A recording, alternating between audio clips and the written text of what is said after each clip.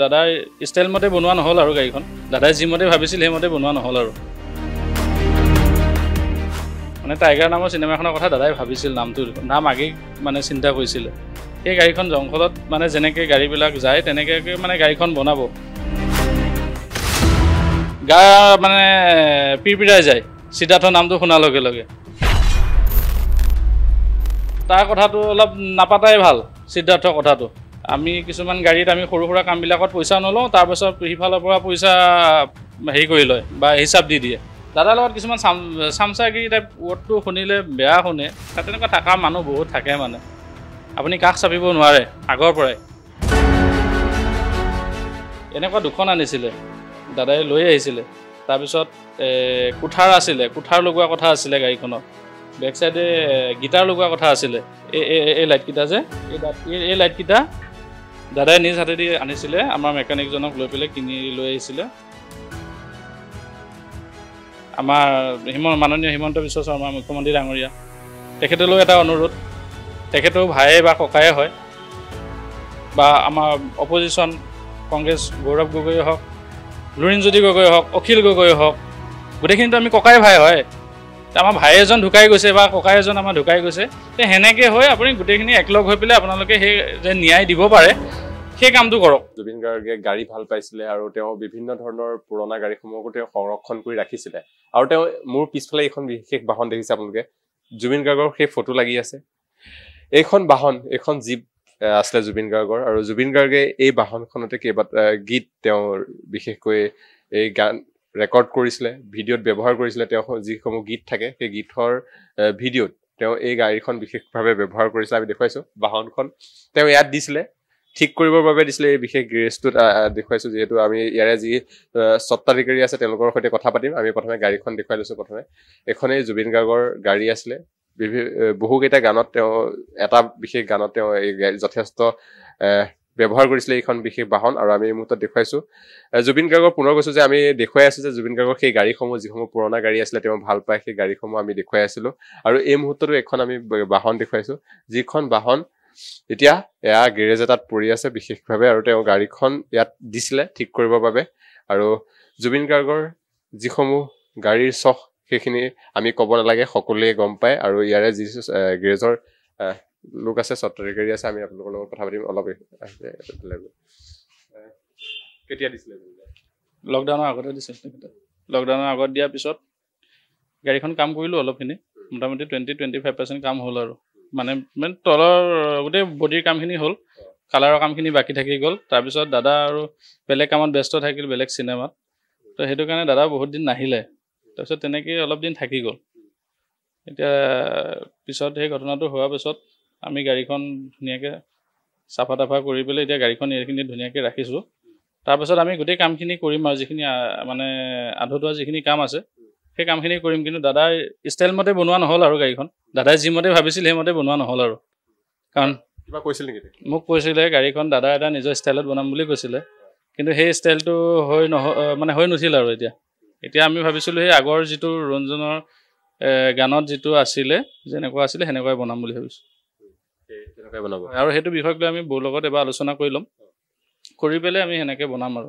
তেওঁ কি কৈছিলে গাড়ীখন যেতিয়া দিব আহিছিলে তেতিয়া সেইদিনাখনি কি কৈছিলে কিবা কৈছিলে আপোনাৰ গাড়ীখন দাদাই দিব অহাৰ পাছত বুলি নহয় দাদা বহুতবাৰ আহিছে আমাৰ ইয়াতে বহুতবাৰ আহিছে কেতিয়াবা আমি নাথাকাতো আহে কেতিয়াবা দাদা আহি পেলাই চাই যায় চাই পেলাই মানে দাদা পুৰণা গাড়ীখিনিত গুৰুত্বটো অলপ বেছি পুৰণা যিকোনো বস্তুতে গুৰুত্বটো বেছি মানে হাতে বনাই দিয়া যিখিনি বস্তু থাকে সেইখিনিত বহুত গুৰুত্ব আৰু এই গাড়ীখন তেখেতৰ মানে এটা কিবা ভাবিছিল চাগে তেখেতে মানে মোক কৈছিলে মই নহয় আৰু আমাৰ গোটেইকেইজনেই আছিলোঁ তেতিয়া কৈছিলে যে মই এখন চিনেমা এখনতহে উলিয়াম এই গাড়ীখন সেনেকৈ বনাম মানে জংঘলত যাব গাড়ীখন টাইগাৰ নামৰ চিনেমা এখনৰ কথা কৈছিলে এতিয়া এই কথাখিনি মই বৌক কেতিয়াও ক'ব পৰা নাই এতিয়া আপোনালোকৰ মাধ্যমৰ যোগেদি বৌয়ে যদি গম পায় মানে টাইগাৰ নামৰ চিনেমাখনৰ কথা দাদাই ভাবিছিল নাম আগেই মানে চিন্তা কৰিছিলে সেই গাড়ীখন জংঘলত মানে যেনেকৈ গাড়ীবিলাক যায় তেনেকৈ মানে গাড়ীখন বনাব এই তাতে এইবিলাক সৰু সৰু বেলচা আনিছিলে এখন বেলচা আছিলে এনেকুৱা দুখন আনিছিলে দাদাই লৈ আহিছিলে তাৰপিছত কুঠাৰ আছিলে কুঠাৰ লগোৱা কথা আছিলে গাড়ীখনত বেক চাইডে গিটাৰ লগোৱা কথা আছিলে তাৰপিছত সেই বস্তুখিনি মানে দাদাৰ ষ্টাইলত মানে সেইখিনি আমি বনাম আৰু দাদাই যেনেকৈ দেখাই যাব আমি বনাই যাম কিন্তু লাষ্টত কামটো আধৰুৱা হ'ল মানে দাদাও নাথাকিলে আৰু দাদা বেলেগ চিনেমাত দাদা ব্যস্ত হৈ গ'ল বা গান চানৰ প্ৰগ্ৰেমত সেনেকুৱা ব্যস্ত হৈ গ'ল তো সেই কামখিনি এনেকুৱা হৈ থাকিল কিন্তু পিছত আমাক যিখিনি কথা কৈছে সেইখিনি আমি আপোনালোকক জনাইছোঁ আৰু বা বৌয়ে যদি সেই কথাখিনি অলপ আগুৱাই নিম বুলি ভাবে তেতিয়া পাৰিব চিন্তা কৰিবলৈ এতিয়া গাড়ীখন আমাৰ যিখিনি কাম আছে আমাৰ পুৰণাৰ যিখিনি এইখন ফটোখন আছে এই ফটোখন যে দেখা পাইছে এই ফটোখন যে আছে ইয়াতে ভালকৈ স্পষ্ট অহা নাই আপোনালোকে ইউটিউবত চাৰ্চ কৰিলে পাব ফটোখন এনেকুৱা আমি ছেম টু ছেম এটা বস্তু মানে বেলেগ ইফাল নহয় এনেকুৱা বনাম গাড়ীখন আমি আমাৰ ফালৰ পৰা এইখিনি বনাম বৰ পৰা আমি কথাখিনি জানি ল'ম জানি পেলাই আমি এনেকৈ বনাম বুলি আমি ভাবিছোঁ আৰু ভাবি পেলাই দাদা গোটেই বস্তুখিনি য'ত সংৰক্ষণ কৰি ৰাখে সেইদিনাটো বৌয়ে ক'লে যে আমাৰ জুবিন দাৰ ক্ষেত্ৰত গোটেই বস্তুখিনি তাত যেন দাদাক মানুহখিনিয়ে বস্তুখিনি থ্ৰুৱেদি যেনে মানে বিচাৰি পায় তেখেতৰ মিউজিকৰ বস্তুখিনিয়ে হওক বা গাড়ীখিনিয়ে হওক অকল এখন গাড়ী বুলি নহয় যিকেইখন গাড়ী আছে মানে দাদাক যেন তাতে গ'লে যেন জুবিন দাক বিচাৰি পায় লগ পায় দাদাৰ লগত কথা পতা নিচিনা এটা মনত ভাৱ হয় তো সেই বস্তুখিনিৰ কাৰণে আমি এই গাড়ীখন আমি তাতে সংৰক্ষণ কৰিম বুলি আমি ভাবিছোঁ আৰু সেই জেগাখিনি গভৰ্ণমেণ্টে যেনেকৈ বনাই দিয়ে বৌৰ আদেশ মৰ্মে তো সেই সেনেকৈয়ে আমি কামটো কৰিম বুলি ভাবিছোঁ কিমান দিনত আপোনালোকে বনাই হোৱাৰ আমাৰ ফালৰ পৰা চাওক আমাৰ ফালৰ পৰা আমি সোনকালে বনাই দিম কিন্তু সিফালৰ পৰা কামখিনি অলপ চাগে দেৰি হ'ব কাৰণ সেইখিনি অলপ টাইম লাগিব যিহেতু বহলোৱা কাম এটা ডাঙৰ কাম এটা সেইখিনি আৰু গভৰ্ণমেণ্টকো অলপ সময় লাগিব ডিজাইন কৰোঁতে বা সেইখিনি এনেকৈ সংৰক্ষণ কৰি ৰাখে সেইখিনি অলপ টাইম লাগিব কিন্তু আমাৰ ফালৰ পৰা আমি সোনকালে আমি চেষ্টা কৰি উলিয়াই দিম আৰু গাড়ীখন সেনে এটা ঘটনা হ'ব বুলি আমি ভাবাও নাছিলোঁ যে দাদা আকৌ আহিব যে গাড়ীখন আকৌ আগৰ হেৰিতে দাদাই কৈ যাব আমি বনাই যাম তে আমি আমাৰ মতে গাড়ীখন বনাব নোৱাৰিলোঁ হয় মানে এতিয়া দাদাৰ ডিজাইনটোৱে বেলেগ আছিল টোটেলি তাৰপিছত এই ঘটনাটো হোৱাৰ পিছত আমি এতিয়া ভাবিছোঁ যে এইটো ডিজাইনত আমি গাড়ীখন আগৰ ডিজাইনটোতে আমি বনাম পইচা পাতিৰ কথা দাদাই আহি পেলাই এবাৰ নিজ হাতেদি 25,000 টকা এখন গাড়ীত দিছিলে তাৰপিছত আকৌ দিম বুলি কৈছিলে এতিয়া আমি আৰু পইচা পাতি নলওঁ আৰু কাৰণ দাদাৰ কাৰণে আমি এইখিনি কৰিবৰ কাৰণে আমি গোটেই ল'ৰাখিনি আমি অলপ সাহস পাইছোঁ আমাৰ যিখিনি লগ বন্ধু আছে মই বুলিয়ে নহয় মোৰ ফালৰ পৰা মইতো মোৰ ফালৰ পৰা মই আছোঁৱেই মই 100% দিম এইখন গাড়ীত আৰু বাকী আমাৰ লগ বন্ধুখিনি আছে সিহঁতৰ ফালৰ পৰা গোটেইখিনি আমি এনেকৈ কামটো আমি সম্পূৰ্ণ কৰি তুলিম সিদ্ধাৰ্থ আহিছিল নেকি আপোনাৰ সিদ্ধাৰ্থৰ লগত আচলতে ইমান জড়িত আমি নহয় সেইদিনা মই কৈছোঁ তেখেতসকলৰ সিদ্ধাৰ্থৰ লগত জড়িত নহয় আৰু তাৰ নামটো আজিৰ ডেটত শুনিলে মানে আৰু গা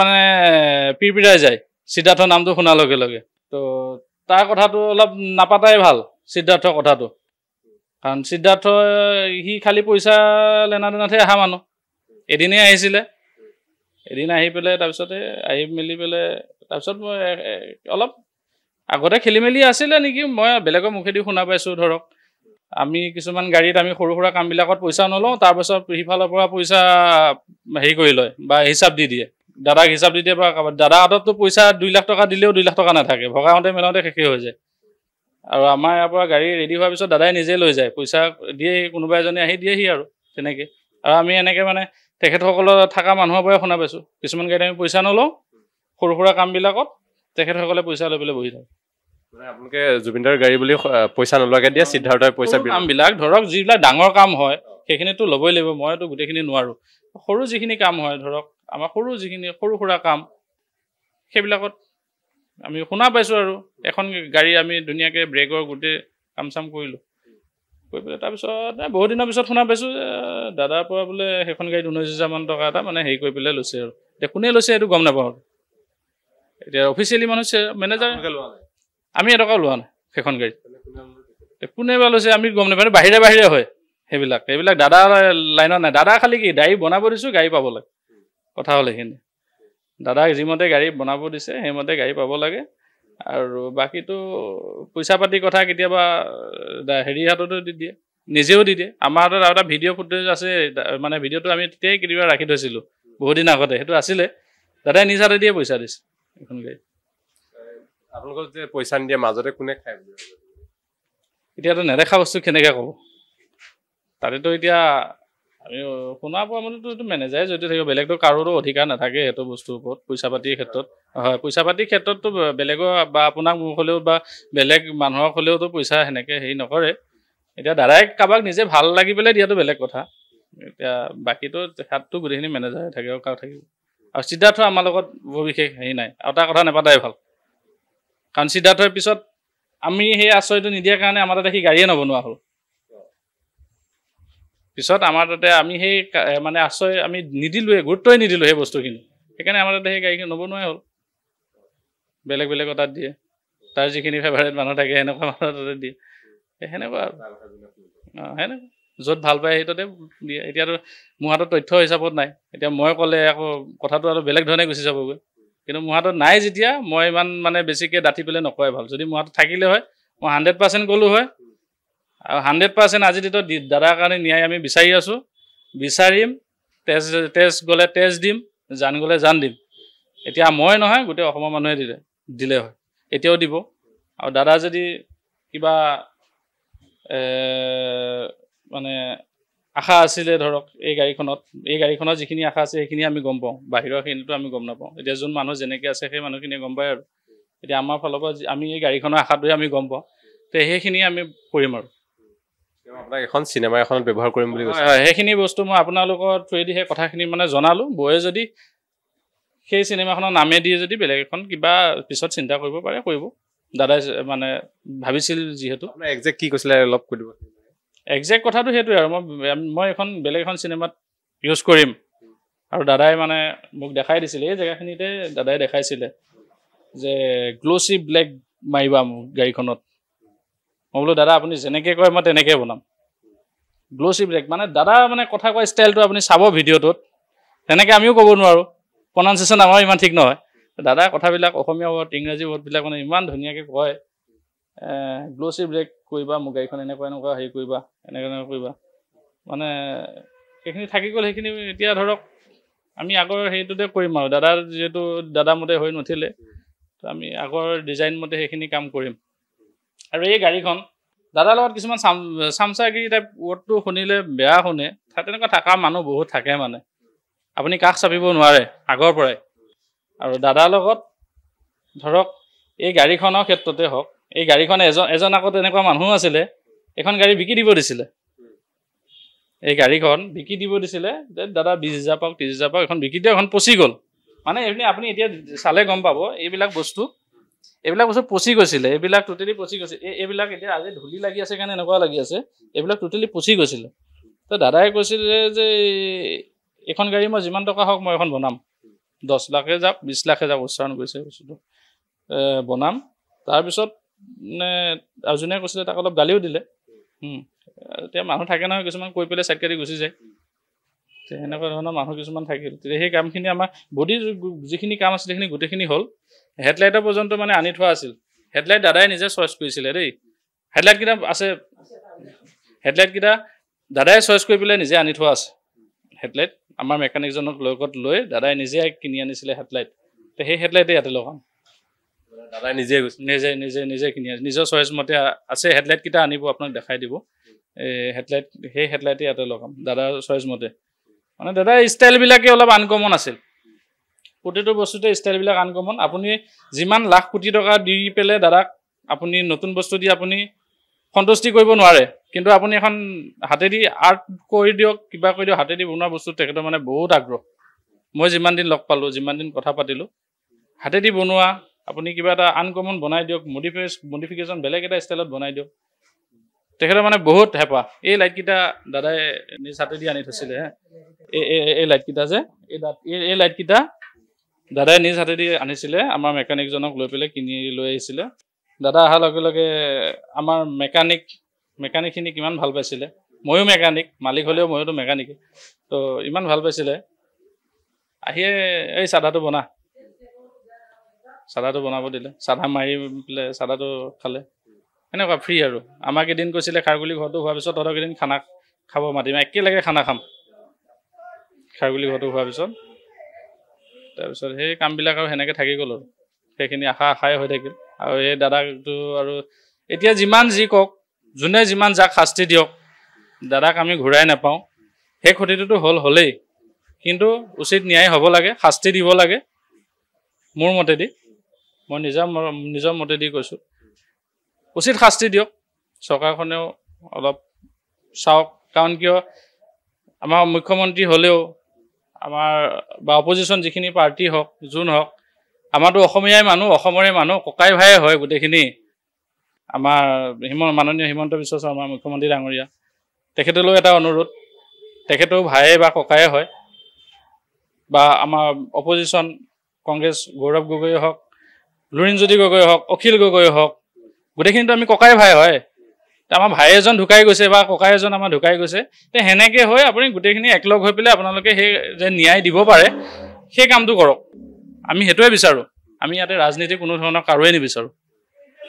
উচিত তদন্ত হয়, এজন ন্যায় পাওক। আৰু যিখিনি আমি এৰি শুনা পাইছোঁ সম্পত্তি বহুত খাইছে, ইয়াতেতো বাৰু 5,000 10,000 টকাৰ কাম, কোটি কোটি টকাত সেইটো ঘোটালা আছে বুলি আমি শুনা পাইছোঁ। আমি সৰু মানুহ, আমি সৰুকৈ শুনা পাইছোঁ। তো সেইখিনি বিচাৰ কৰি পেলাই বৌ হাতত গতাই দিয়াটো আমি বিচাৰোঁ। সেইখিনি এইখন দেখুৱালোঁ আমি যিহেতু বিশেষ বাহন, আৰু বাহনখনত যিহেতু জুবিন গাৰ্গে এইবোৰ তেওঁ গাড়ীখনত কি লগাব, কি কালাৰ কৰিব, ক'ত ব্যৱহাৰ কৰিব তেওঁ কৈছিলেই, যিহেতু এই মুহূৰ্তত দেখুৱাইছোঁ। আৰু নিজে গৈ এয়া লাইট যিসমূহ তেওঁ বাহনৰ বস্তু আছে, সামগ্ৰীসমূহ আনিছিলে, আৰু আমি এই পৰিৱেশ দেখুৱাইছোঁ। এখন বিশেষ বাহন, যিহেতু এনেধৰণৰ বহুতো বাহন আছে জুবিন গাৰ্গৰ, আৰু সেই জুবিন গাৰ্গৰ সেই বাহনসমূহ এতিয়া যি সপোন আছিলে গাড়ীসমূহক তেওঁ এটা বিভিন্ন নতুন ৰূপ দিয়াৰ, যাতে ৰাস্তাত গ'লেই চিনি পায় জুবিন গাৰ্গৰ গাড়ী, সেই সপোনটো তেওঁ লৈছিলে। আৰু এনেধৰণে এতিয়া সপোন হৈ থাকি গ'ল। আৰু আমি এই মুহূৰ্তত দেখিলোঁ এখন বিশেষ বাহন,